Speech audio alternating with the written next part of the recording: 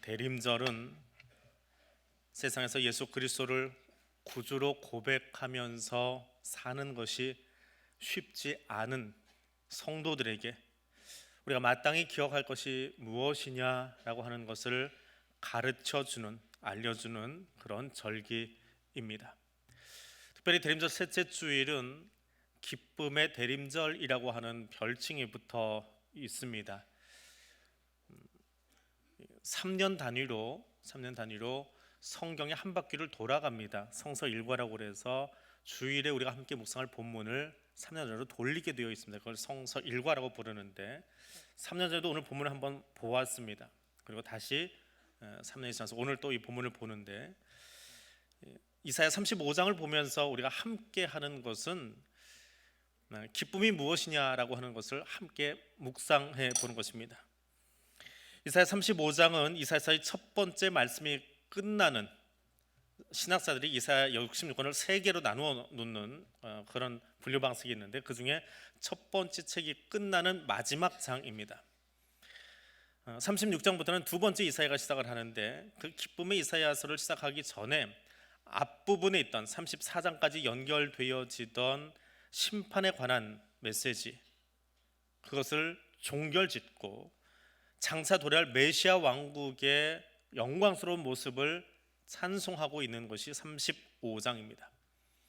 세상이 황폐하고 들짐승만 모이는 곳으로 다 변할지라도 하나님만을 신뢰하고 기뻐하는 사람들은 영광스러운 자리에 서게 된다라고 하는 것을 찬송하고 있는 것이 오늘 이 말씀입니다. 특별히 그 말씀 가운데 오늘 4절 한 구절만 함께 묵상하려고 합니다.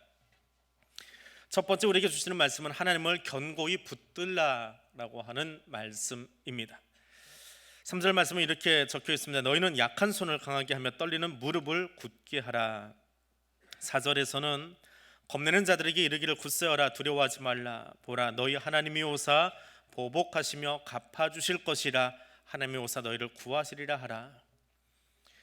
말씀이 필요한 사람이 누구냐라고 하는 거지요. 하나님 말씀하시면 들을 사람이 있어야 되는데 오늘 말씀을 들어야 될 사람들이 누구냐? 3절에서는 무릎이 떨리는 사람입니다. 두려운 일이 생기면 몸이 바들바들 떨리지요. 무릎이 떨린다라고 하는 거예요. 외형적으로 나타나는 모습입니다. 4절에서는 어떤 사람이냐? 겁내는 사람이라고 번역이 되어 있습니다. 겁낸다, 마음에 두려움이 있다라고 하는 그 사람들 말입니다. 여러 가지 핍박으로 말미암아서, 고통으로 말미암아서 두려움에 빠져 있는 사람, 그래서 마음이 물처럼 녹아내린 것을 겁낸다라고 우리말로는 번역을 해 놓았습니다.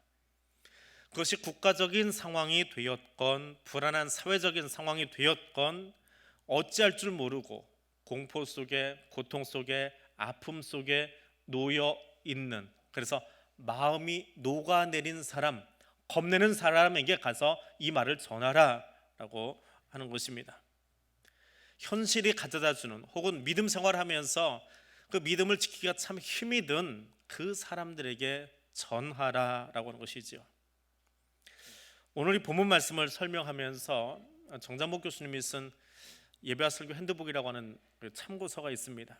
거기에 마태복음 11장에 나오는 세례 요한과 제자들의 이야기를 칼뱅의 주석을 통해서 이렇게 설명을 해 놓았습니다. 예수님이 12제자를 파송할 즈음, 그러니까 예수님의 무리들이 이제 힘을 얻고 공생애를 시작할 즈음에 세례 요한은 옥에 갇혔습니다. 그럼 세례 요한의 제자들은, 스승은 알고 있어요. 세례 요한은 예수님이 메시아임을 알고 그의 신들매 매는 것조차도 내가 감당하기 힘이 듭니다라고 말할 정도로 알고 있는데 문제는 제자들입니다. 저 예수의 세력이 커지는 것도 불만이고 또 예수가 누구냐라고 하는 것에 대한 믿음의 의심이 오기 시작한 겁니다. 자, 그때에 세례 요한이 자신의 제자들을 불러서 도련히 묻습니다. 가서 예수에게 이렇게 물어보아라. 오실 그 이가 당신입니까? 메시아가 온다고 했는데 그 메시아가 당신입니까? 아니면 우리가 좀 더 기다려야 합니까? 라고 물어보아라 라고 했다는 겁니다. 근데 이 대목에서 칼뱅을 비롯한 많은 신학자들은 세례 요한이 제자에게 왜 이 질문을 하게끔 했느냐라고 하는 거지요. 세례 요한이 예수가 누군지 몰라서 시킨 거냐? 아니라는 거예요. 세례 요한은 자신이 감옥에 갇혀 있으면서 자신의 죽음을 예견하면서 믿지 못하고 살아가는 제자들, 자신의 제자들이지요. 나는 이제 곧 죽을 터인데 메시아 오실 길을 다 예비했으니까 자기는 물러나야지요. 자기 역할은 끝났으니까 물러나는 겁니다. 그런데 내가 가르친 제자들은 그 예수가 메시아됨을 모르고 살아간다면 얼마나 불행한 사건입니까? 그래서 그 제자들의 믿음을 깨우치기 위해서 이들을 예수에게 보냅니다. 가서 물어보라는 거예요. 메시아 맞습니까? 라고 물어보라는 거예요. 그랬더니 예수님이 세례요한의 제자들에게 마태복음 11장 4절에서 이렇게 말합니다. 너희는 가서 듣고 보는 것을 요한에게 알려라 라고 말합니다. 자, 제자들의 입장에서 보십시오. 예수의 제자가 아닙니다. 세례요한의 제자들. 즉 메시아가 아니면 우리 선생님 실패한 겁니다. 저분이 메시아가 아니면 우리는 지금 헛수고하다가 끝나는 겁니다. 그런 아직 믿지 못하는, 예수에 대한 신앙에 서지 못하는 그 불안감 속에 살아가는 사람들. 그런데 믿음이 확실했던, 예수가 메시아임을 알았던, 예수가 그리스도임을 알았던 세례요한은 제자들을 예수에게 보내는 거예요. 사도 바울은 로마서에서 이렇게 말합니다. 믿음은 들음에서 나며 들음은 그리스도의 말씀으로 말미암느니라. 의심 많은 세상, 마음을 흔드는 일들이 많은 세상, 믿음을 지키고 싶어도 지키기 힘든 시대를 살아가는 우리들에게 하나님은 바울을 통해서 이렇게 말씀하십니다. 하나님 말씀 앞으로 나오라 라고 하는 겁니다. 세례 요한은 자신의 믿음을 자신이 설명하기보다는 예수 말씀 앞으로, 성경에서 하신 말씀 앞으로 그의 제자들을 보내었고, 그 제자들 중에 일부는 예수의 제자로 자리를 바꿉니다. 그리고 예수의 말씀을 듣고 변화되어서 사도의 사명을 감당하기 시작합니다. 세상으로 인해서 말씀에 대한 확신이 서지 않아서 불의가 더 판을 치는 모습을 바라보면서 선을 행치 않고도 뻔뻔하게 살아가는, 그래서 징계를 받기는커녕 오히려 더 활개치고 다니는 사람들을 바라보면서 하나님 계시는 겁니까? 그 소리가 여기까지 올라오지요. 하나님 계시면 어떻게 저렇게 뻔뻔하게 살고도 가만히 내버려 두십니까? 뭔가 좀 징계를 하고 뭔가 좀 알아들을 수 있게 말해야 되는 것 아닙니까? 잘못해놓고도 어떻게 저렇게 고개를 바짝 쳐들고 다니지요?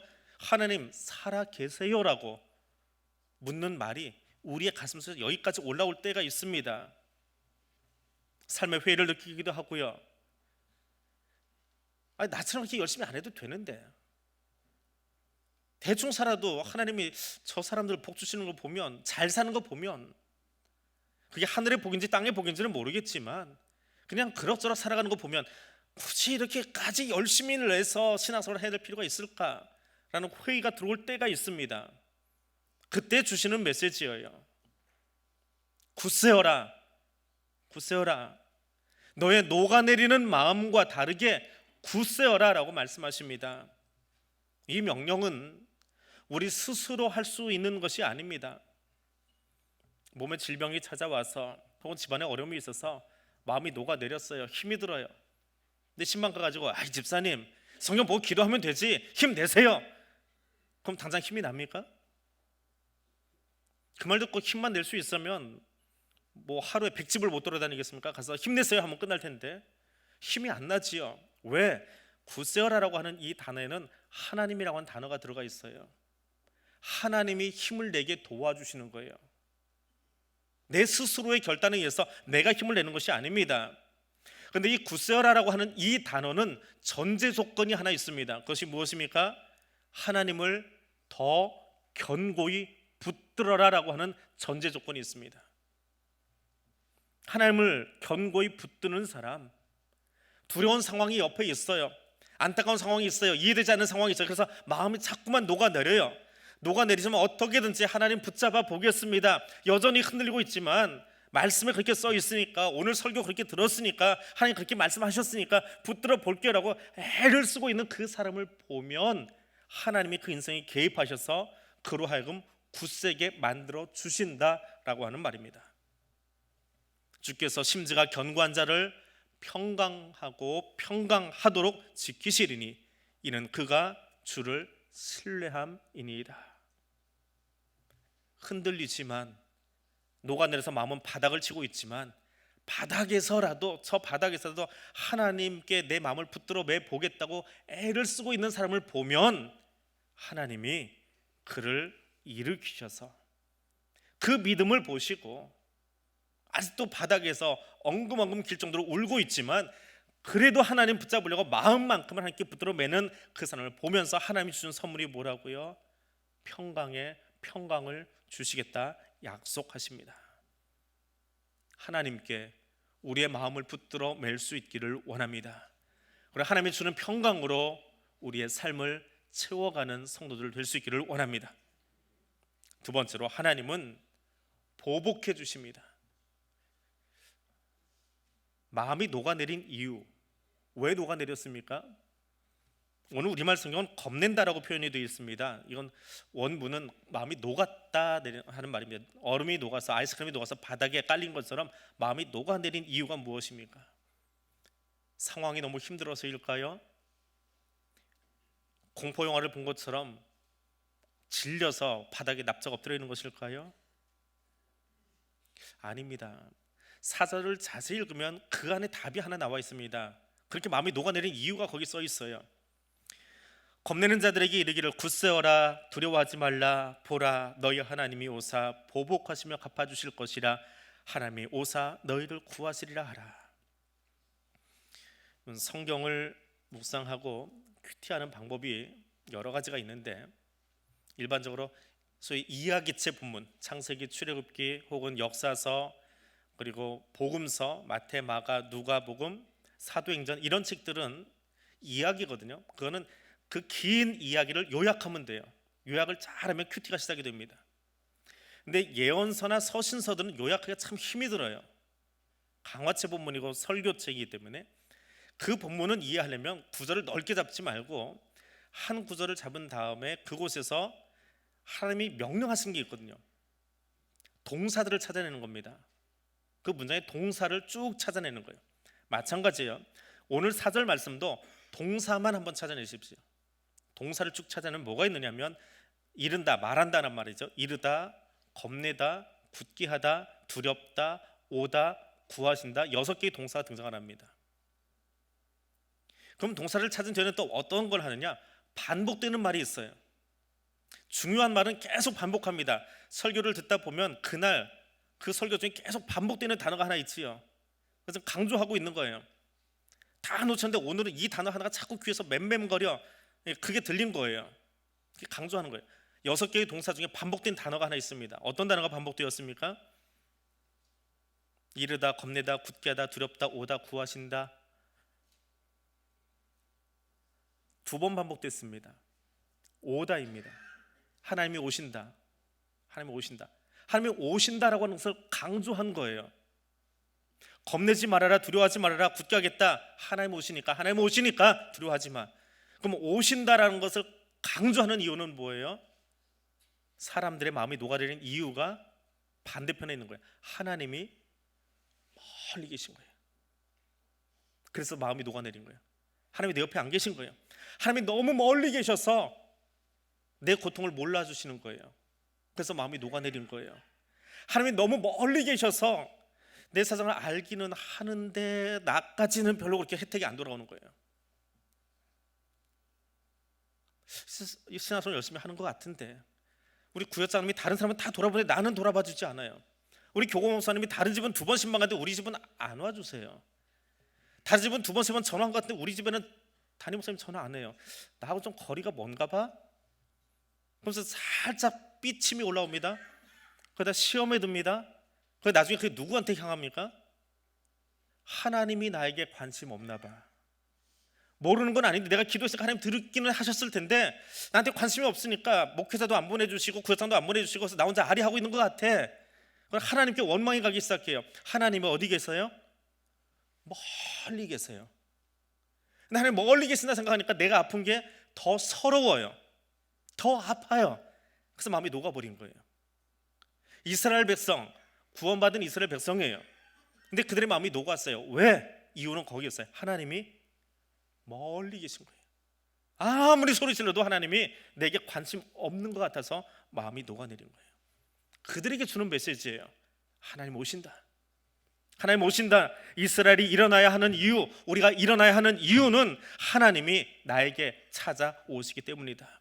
우리의 고통을 보셨고 우리의 사정을 아셨고 우리의 신음과 기도 소리를 들으셨기 때문에 하나님 지금 찾아오고 계시니까 너는 녹아있지 말고 일어서라. 무기력하게 앉아있지 말고 일어서라. 하나님이 오신다.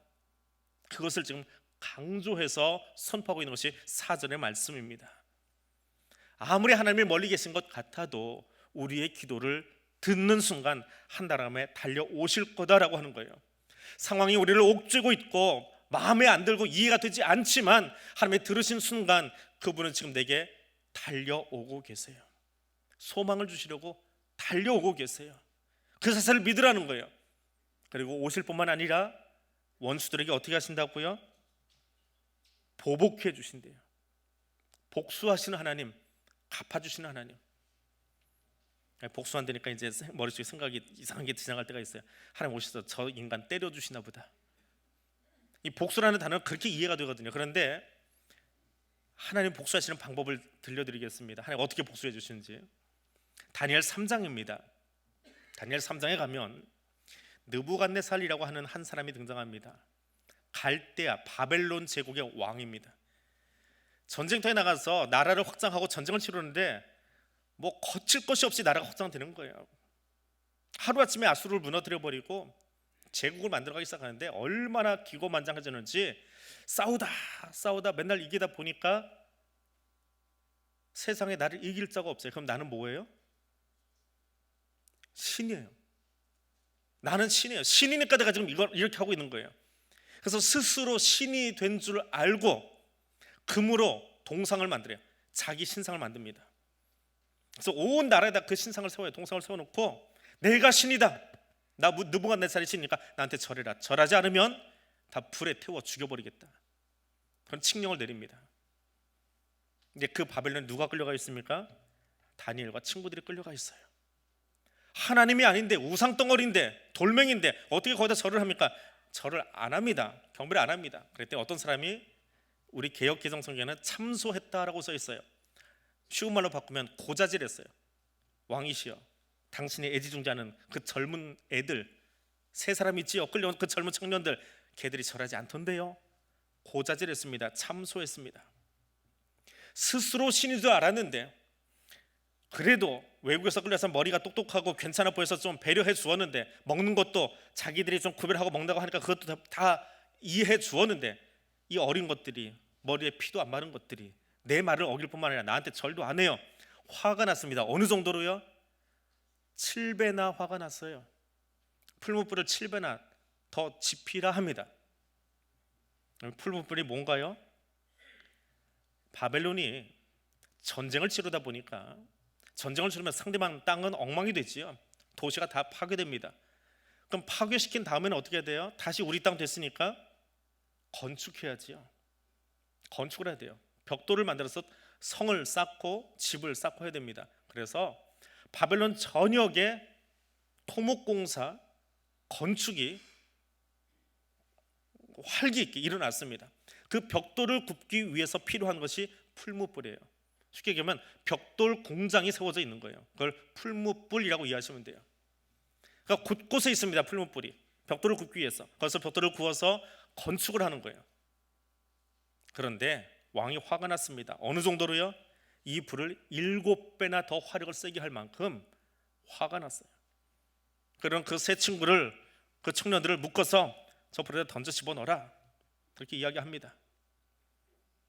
근데 친구들을 집어넣기 위해서 신하들이 그들을 포박해가지고 데리고 갔는데 불이 얼마나 화염이 셌던지 데리고 간 그 사람들이 불 옆에 갖다 타 죽어버립니다.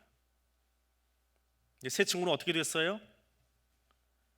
풀무불 가운데로 떨어졌는데 그들을 결박했던 왕의 진노의 밧줄, 노여움의 밧줄, 그들을 옥죄고 있었던 그 밧줄은 다 타버렸어요. 그런데 그들은 자유롭게 불을 걸어다닙니다. 그리고 밖에서 지켜보니까 더 놀라운 것은 거기 한 사람이 더 있어요.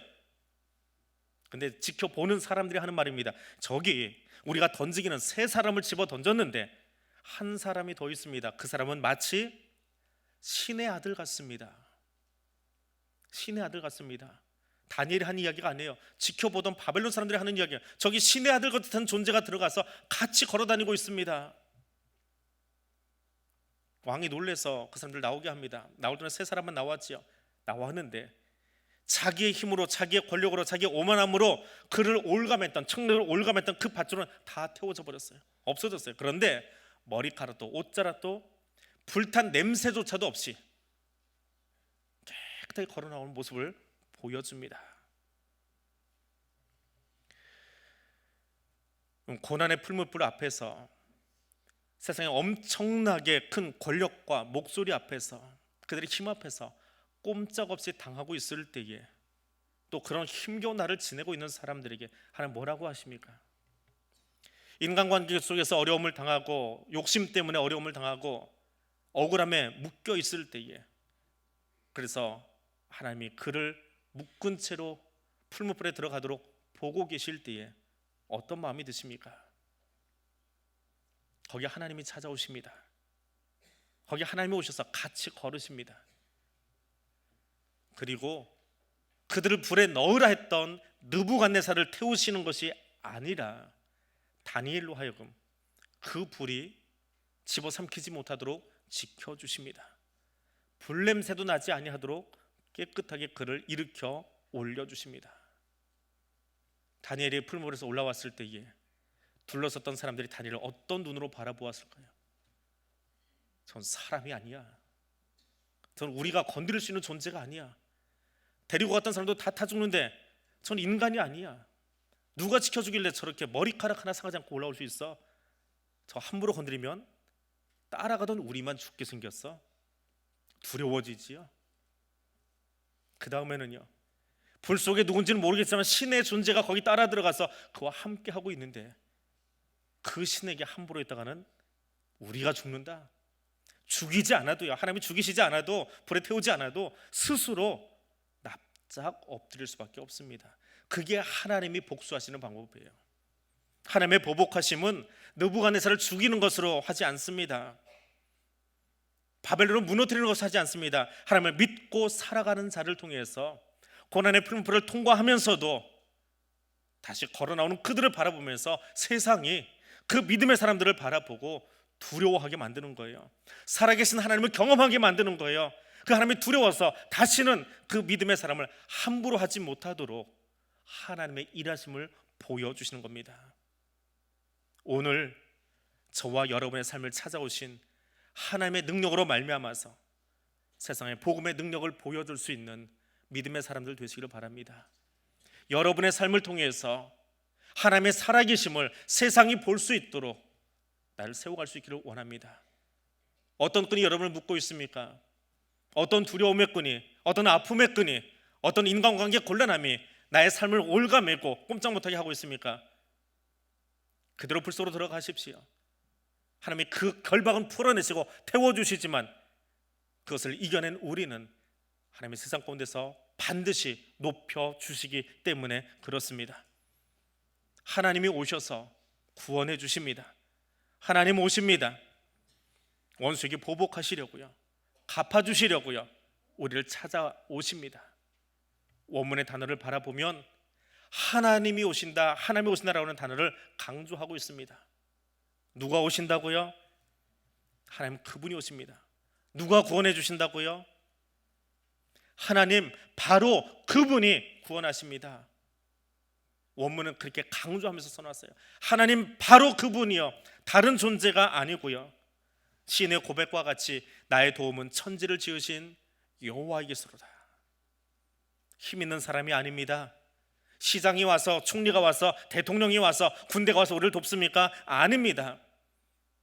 애국과 같은 강대국이 와서요, 미국이 와서 대한민국 도우면 될 것 같습니까? 일본하고 평화가 잘 맺어져서 이 관계 다 풀어지면 대한민국이 승승장구할 것 같습니까? 아닙니다. 천지를 창조하시고 홍해를 마르게 하시고 애국군들 그 물 안에 수장시켜 버리신 하나님, 여리고는 숨결 하나로 무너뜨려 버리신 그 하나님, 그 하나님이 우리와 함께 하시면 이 땅에 평안이 가득할 줄로 믿습니다. 한반도를 너무나 사랑하셔서 이 땅에서 흘린 순교자들의 피를 기억하시고 이 땅을 바라보고 계시는 하나님이 지금도 우리를 보고 계심을 믿으시기 바랍니다. 세상이 제멋대로 살아갈지라도 자신의 삶의 자리를 구별해서 사람에게 잘 보이기 위함이 아니라 하나님 앞에 거룩하게 구별되며 살기 원하는 그 그루터기와 같은 사람, 그 소수의 사람들을 통해서 하나님 일하심을 기억하시기 바랍니다. 등불도 들지 않은 채 오늘도 대충 해도 괜찮겠지, 잠에 취한 채 살아가던 5 처녀가 아니라 언제 오실지 모르지만 오늘도 등불을 준비하고 기다리던 지혜로운 5 처녀와 함께 잔치를 벌이신 그 하나님, 신랑 되신 그 예수 그리스도께서 지금도 우리 가운데 찾아오고 계십니다. 우리를 구하시기 위해서, 우리에게 구원을 베풀기 위해서 천국의 잔치를 열어주기 원하셔서 여기 찾아오고 계십니다. 그러하기에 기도하십시오. 우리의 눈을 열어달라고 기도하십시오. 우리의 눈을 열어서 여기 임재해 계신, 지금 여기 찾아와 계신 하나님을 볼 수 있게 해달라고 기도하시기 바랍니다. 오늘 우리의 영의 눈을 들어서 한반도를 둘러싸고 있는 세계 열강이나 최첨단 무기가 아니라 하나님의 군대가 이 땅을 살피고 계심을 볼 수 있는 그 영의 눈을 뜨게 해달라고 기도하시기를 바랍니다. 하나님, 오늘 여기 오셔서 우리의 영원한 구원자 됨을 하나님 나도 볼 수 있게 해달라고, 그 기쁨을 누릴 수 있게 해달라고 기도하는 저와 여러분 될 수 있기를 원합니다. 대림절 셋째 주일, 기쁨의 대림절 주일에 우리를 찾아오시는 하나님, 우리의 구원자 되시는 그리스도로 인해서 우리를 얽매였던 모든 결박은 다 풀어지고 자유와 기쁨의 찬송이 가득한 주일이 되기를 주님의 이름으로 축복해 드립니다. 기도하겠습니다. 기쁨의 수요 온전케 하시는 하나님, 우리의 삶에 하늘의 기쁨과 찬송을 안겨주시려고 찾아오신 예수 그리스도를 찬양합니다. 우리를 위하여 하늘의 아름다운 처소를 준비하시고 다시 오시마 약속하신 주님, 약속하신 대로 다시 오실 주님의 재림을 기다리며 대림절의 시간을 지나게 하시니 감사합니다. 주님 오십니다. 주님 다시 오십니다. 약속하신 대로 다시 오실 뿐 아니라 지금 여기 우리와 함께 하시는 성삼위 하나님의 은총으로 인하여 감사합니다. 구원자로 찾아오신 은혜에 감사하며 증거하는 교회와 성도가 되도록 성령님 인도하여 주옵소서. 예수님 이름으로 기도드립니다. 아멘.